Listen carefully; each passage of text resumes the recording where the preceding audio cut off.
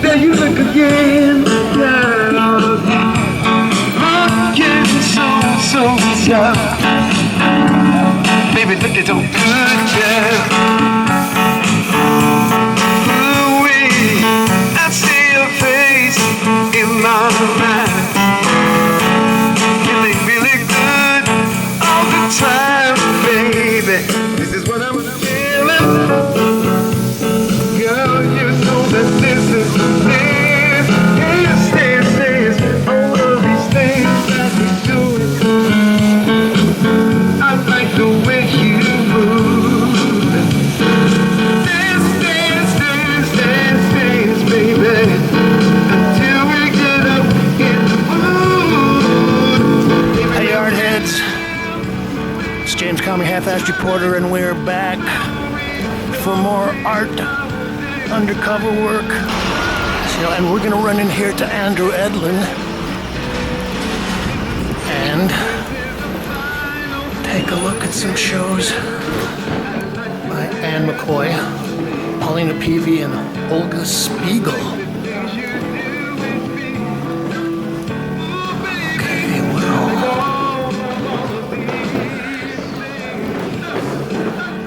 sounds like there's a lot of people back here.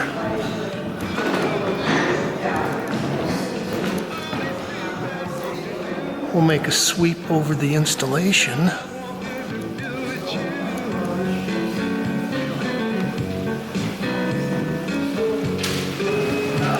Well, there's Andrew.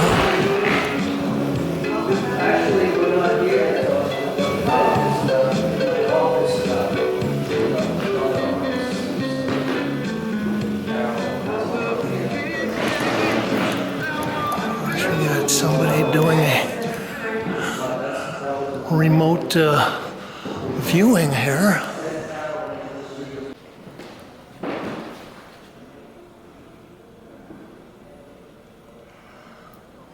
Bark with Sacre Coeur. It's like boat with Sacred Heart.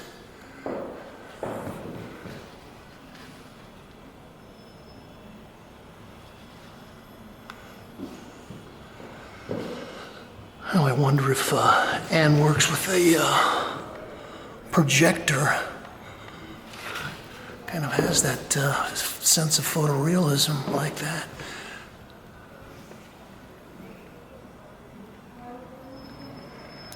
This is 85 by 58 inches. Okay, so we've got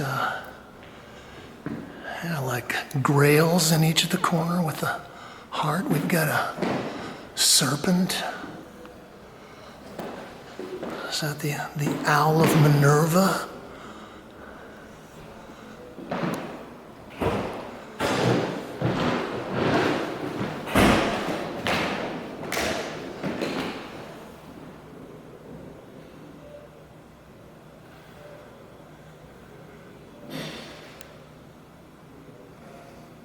Bellene et Rebido, 1983. Okay, so again we've got like these grail images. We've got the skulls. It's like the horn of a raw whale, some kind of whale. Gosh, I guess that looks like Mars maybe floating in the background. Is that a whale breaking through the surface? And I guess that could be a falcon.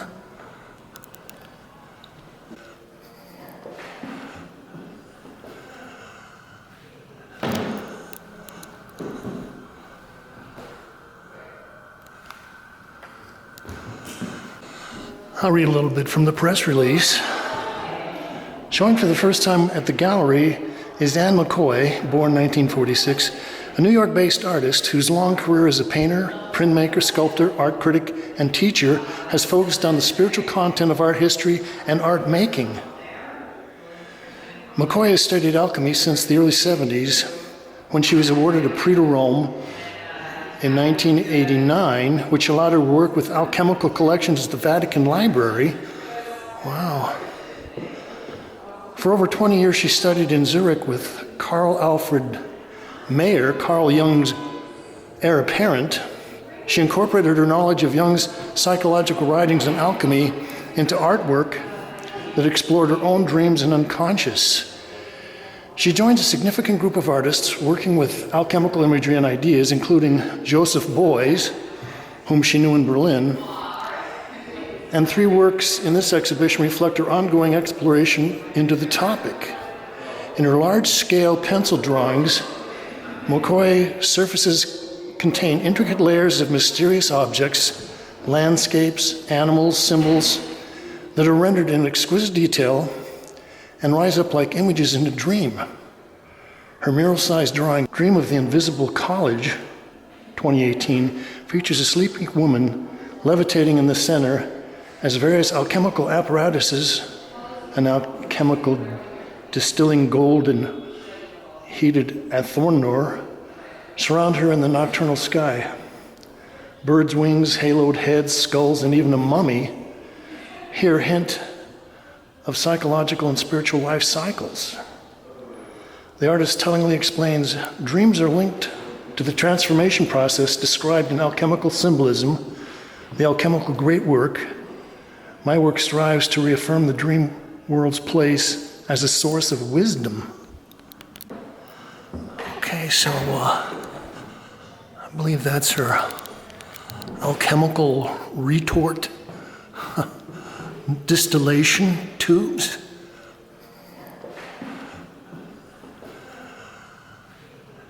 And okay, here's her mummy that looks like one of the bog people.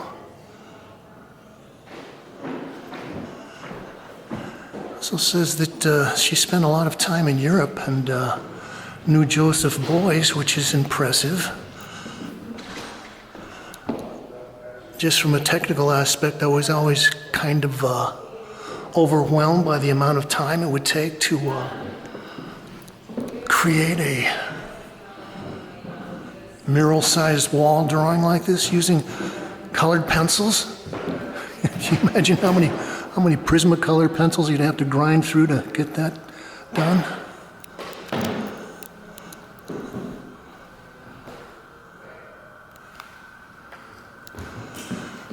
Okay, now we'll look at the work of Olga Spiegel.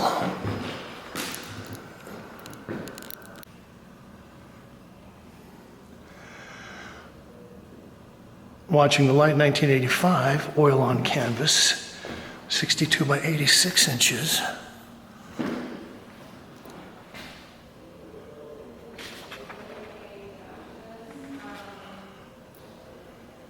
Okay, so it says that Olga was born in France while her family was in hiding after fleeing Belgium during the war. She moved to New York City in 1964. Nurtured by psychedelic art, surrealism, and science fiction, Spiegel was creating a unique visual language where she can present, in her own words, spaces of wonder that point to ever-changing notions of the universe and our sense of being. And the paintings span from the 60s to 2010, revealing the full spectrum of her style and imagery. Well, one of the things we like about the Andrew Edlin Gallery is his connection with outsider art. And I think it's kind of an interesting notion that now you've got a whole bunch of artists. Many of them are women artists that are, or were known as psychedelic artists, acid head artists, and they're kind of being rediscovered and put into a new category of the outsiders, sort of. And I think that goes along with one of the other things that I've been noticing, which is the spiritual, or maybe even the transcendental side of things.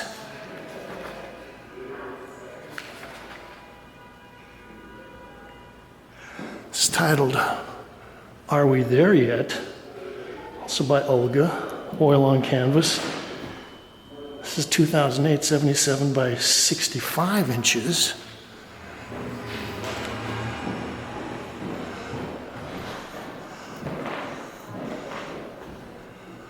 Well, this has got a pretty rich heritage of various art historical references she's playing with. We've got the Piranesi, the architectural elements kind of Baroque. We've got some strange surrealism, water coming through. I was thinking about Lenora Carrington and another Laura Feeney, a couple of the great surrealist artists. I think this is a little more open, a little more casual maybe than some of their work.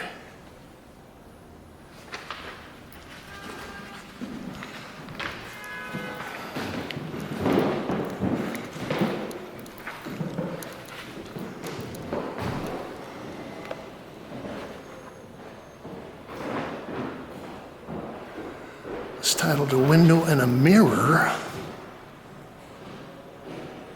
2010.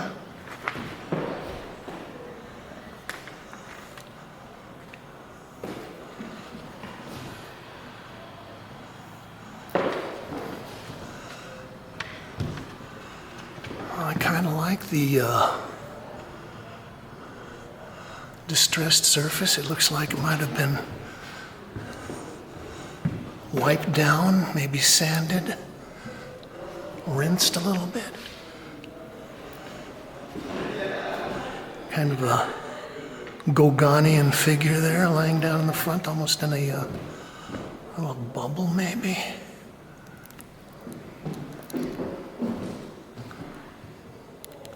We'll look at the second part of the show.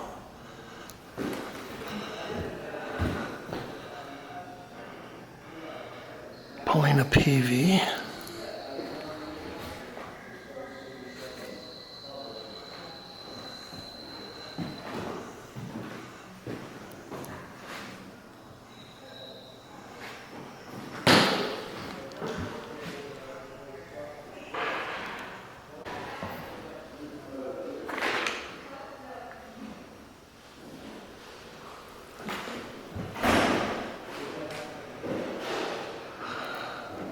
This is Olga Spiegel, titled Seed 1967 to 1968.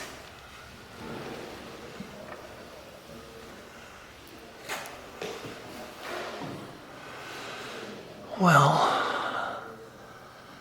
I think this is a very interesting piece. I kind of like the psychedelic aspect of this. Also,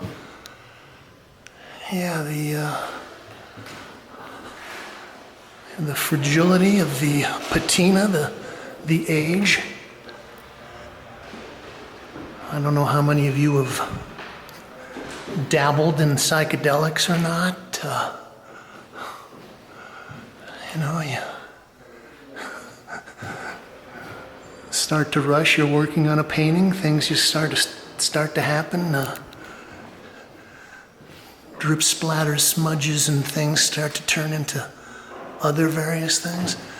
That looks like a little hand going in there. But I think Olga's got a pretty nice color sense, and I like the verticality of this piece. Also, the way she's got this background is a little pale, and then she's got these other areas that are more emphatically painted, a little more surface on them.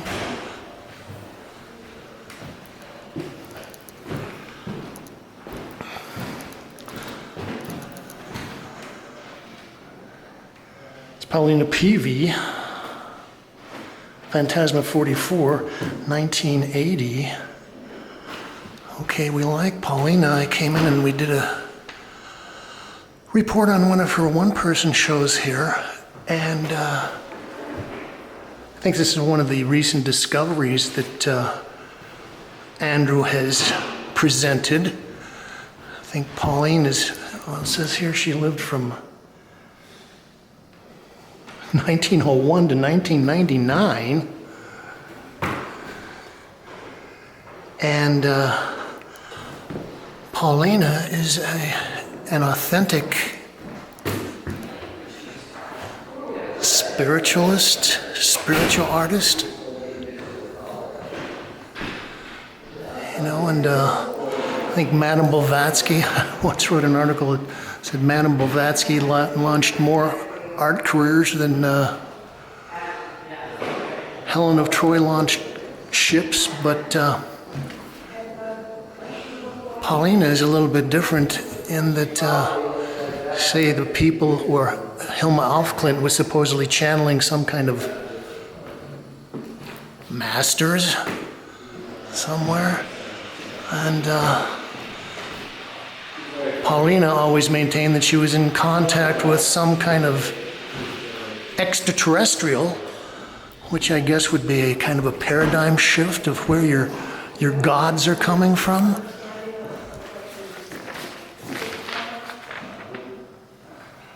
Oh, this is a very nice Olga. It's titled Jam Session, 1968, oil on canvas, 70 by 38 inches. I love the color on this, and okay, well, we can definitely see the psychedelic implications here. Artists like Peter Max and some of the other underground artists. Get a little echo of some Miro here.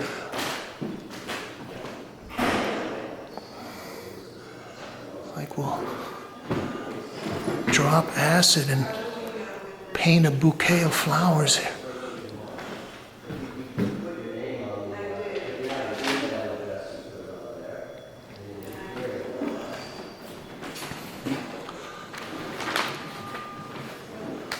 More Paulina, titled Phantasma, 39, 1980, acrylic on canvas, 24 by 30 inches. I think Paulina was actually featured in the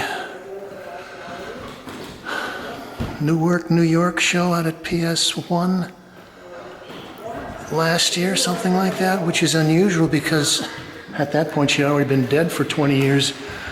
But I think it shows that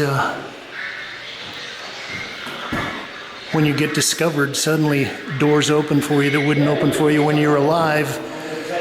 I was going to say the other thing I think is fascinating about some of Paulina's work is that, well, she lived to be something like 99 years old, 98 years old. And some of her work, some of her paintings she worked on for 30, 40 years. Kept tinkering away with them, glazing a little more here, a little more there. It's called Phantasm 25. It's 24 by 30. It's acrylic on canvas. I don't know, maybe I'll try to link it up. There's actually some radio broadcasts that were recorded maybe in the early 50s, late 40s, where Paulina gets on and actually goes into a trance and starts communicating with her UFO person or whatever UFO being.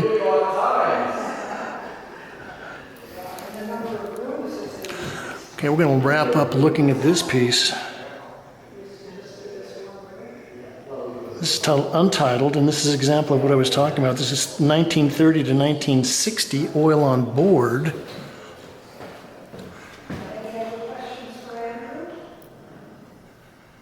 So, yeah. Okay, it's pretty hard to capture the surface qualities and some of the glazing and stuff that Paulina used on this, but I mean, in certain ways it's abstract, but she's using a lot of old masters techniques as far as the glazing and overpainting and pedimenti and all these other things. Okay, and her modeled forms are very nice. And there's so many things that she's tying in there, kind of a transcendental abstraction. There's kind of Art Nouveau kinds of things. Oh, I see it. We got a little figure. There's some hands praying.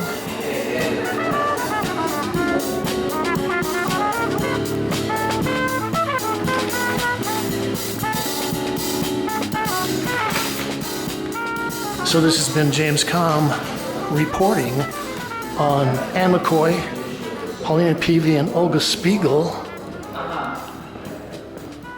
here at the Andrew Edlin Gallery.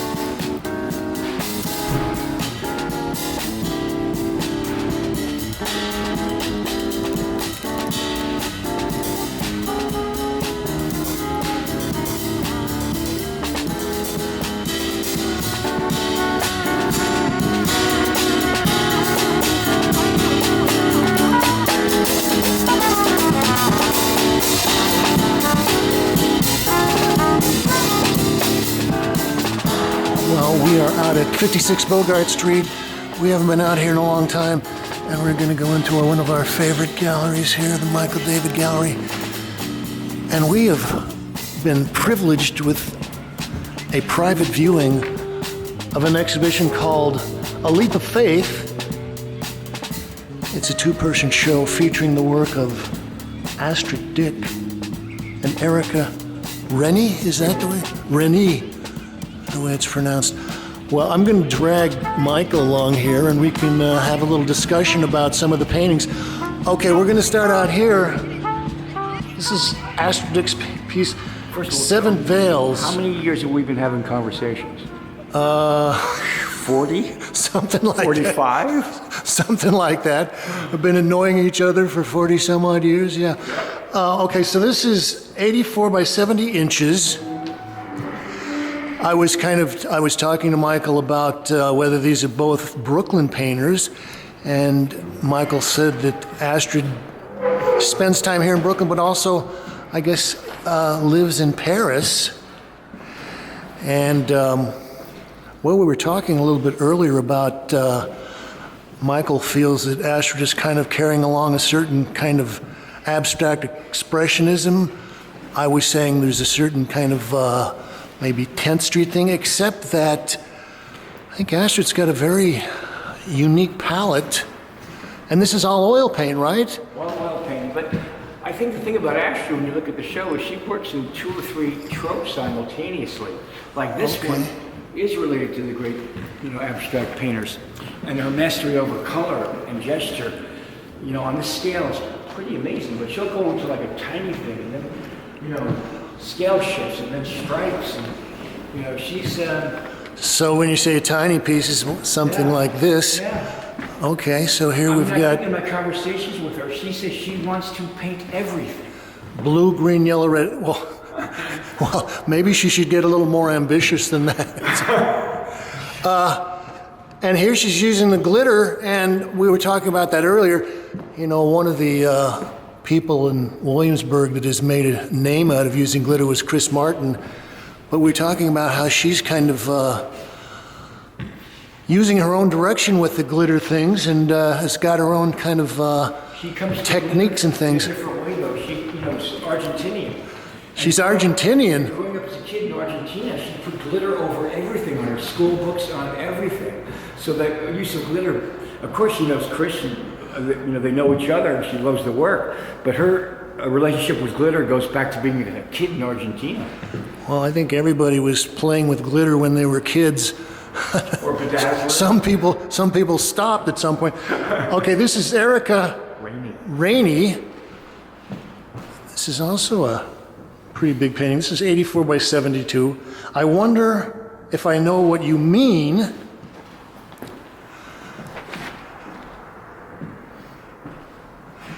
And you were saying that Erika is going to be having a show in I think it's in February. Tribeca? February. Klaus von Nixhagen. I think they just moved the gallery from the East Village down into Tribeca. Okay, so we were looking at Erika's work, and she's doing a lot of collage work, and also she's got some, this white that she's using almost looks like it's gesso. It's so flat. Let's see what it says here. Yeah, acrylic shellac, spray paint, and paper collage on canvas.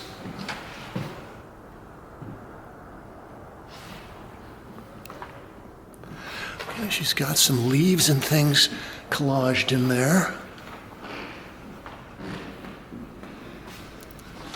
And there's some tasty color things happening down here.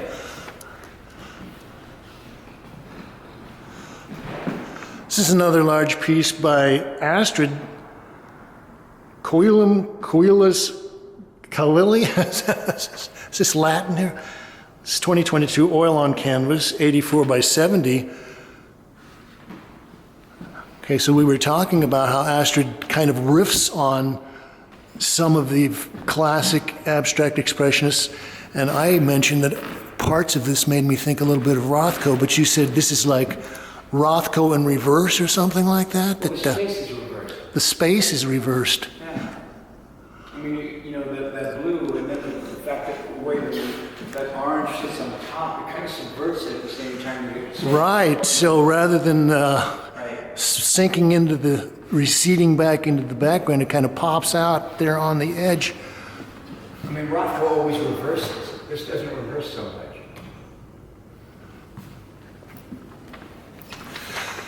And again, this is oil paint as well, right? Oil on canvas. Okay, so she just also gets chunky here and there. The whole idea of making oil paintings in this day and age.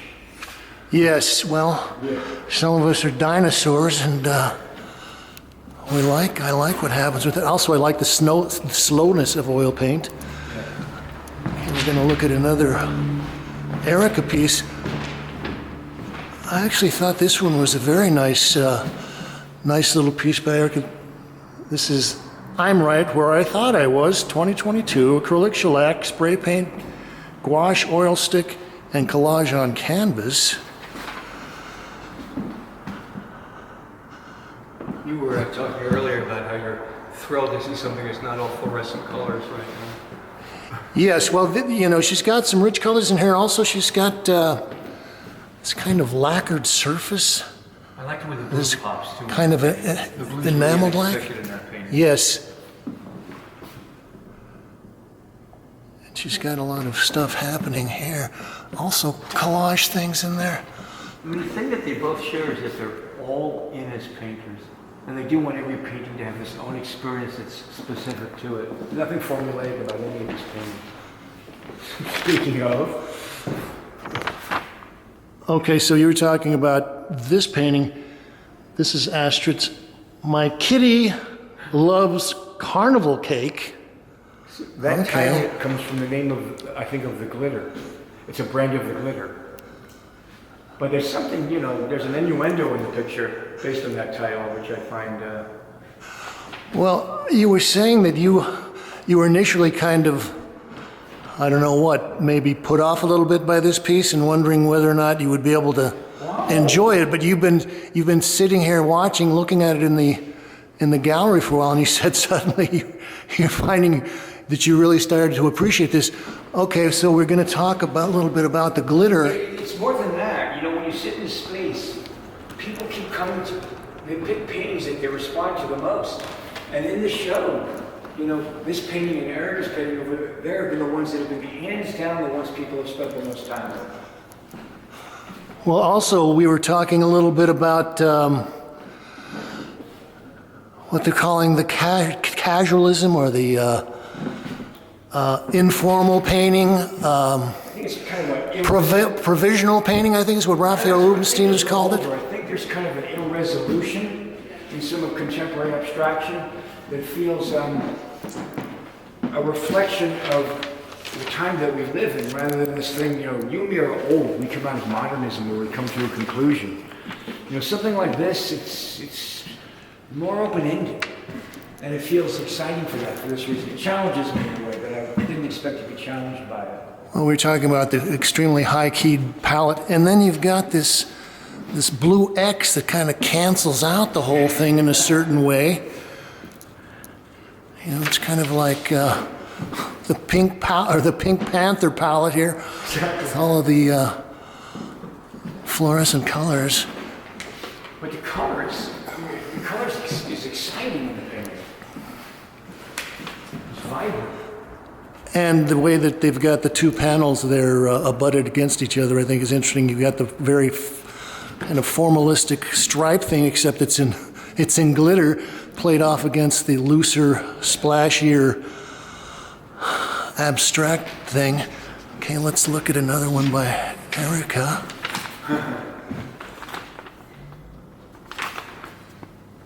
Okay, so this is still 2022. Acrylic, shellac, spray paint, gouache, oil stick, and collage on canvas. Oh, well, I was looking at this, and I'm also, for the first time, I'm noticing that she's done some very interesting and kind of precise things happening on the edge. Seeing some of the larger pieces where she's concentrated on some interesting things on the edge, but this is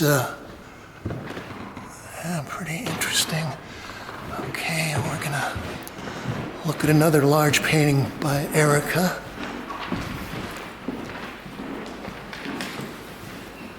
This is a very interesting story on this painting because... Come over here closer because we're gonna get the echo in there.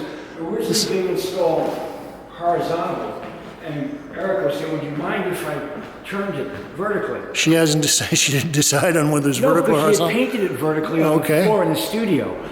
So when it went vertical, the energy got much more released and did not relate to the conclusion that you have in a horizontal painting like an Abex painting. And then the spray paint for me took on subway doors and different kinds of references that it didn't have when it was horizontal. And it really was key to getting the whole show locked, because when it was horizontal, the show didn't have the rhythm that it did when this went vertical. Okay, so this one is titled, We'd Better Get There in Water, in These Waters, or We Better Get in These Waters, 2022 acrylic shellac spray paint, paper collage, and wood panel. Well, I spent a lot of time looking at surfaces, and it's actually interesting. Erika uses these kinds of puddles of resin that are very shiny in some areas, and then other places it's very flat. And this is on board. Interesting. We always like to look at the edges. You know, I think something in common with both of these, all these paintings harken back to the use of process. It's not process for process sake. It's process to try to figure out where they land in the experience and where they end up in it. Well, I also like to reference to the spray paint on subway doors and things like that. Yeah. And I also like the way that this is kind of layered. So you have this section over here where you've got a lot of the painting and spray painting and things like that. Then it's kind of overlaid with other things. And then even on top of those, you've got other sections that have been spray painted on top of that. So that does kind of recall the, maybe the posters, the torn posters you see in the subways and stuff like that people have ripped off and painted over. And we're going to wrap up looking at this little grouping.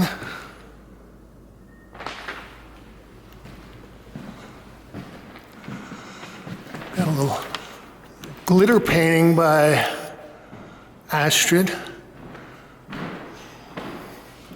And that's what, about 14 by 12, something like that? 16 by 12? 14 by 11.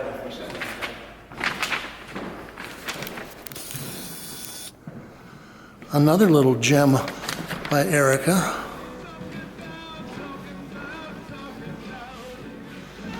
As I was saying, I like her small pieces. I think they really, she attains a certain kind of richness of the color.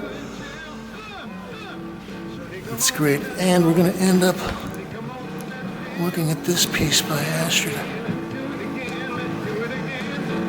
Night Swimming, 2022. Oil on found foam, 14 by 14. Okay, so is that installation foam that she's made the painting on? Okay.